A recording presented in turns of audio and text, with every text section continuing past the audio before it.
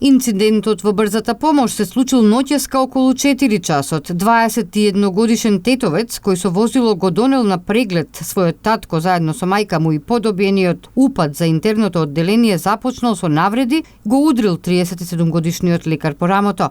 Лекарот го пријавил случајот во полицијата, од каде сторителот е повикан заради расчистување на случајот. Од полицијата информираат и за сообраќајна несреќа во Гостивар, случена вчера околу 13 часот. 30-годишникот Врапчиште со своето возило со странски таблички го запрел на пешачки премин, но бил удрен со друго возило управувано од 15-годишен малолетник од Гостиварска фазанерија.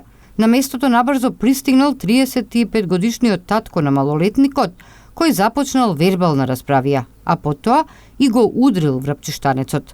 Случајот се расчистува во полицијата.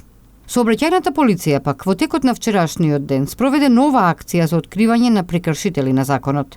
Во Гостиварско регистрирани се 30 на главно нерегистрирани возила, како и управување без возачка дозвола. Откриените прекршоци се санкционирани со 22 прекршочни и 10 мандатни патни налози.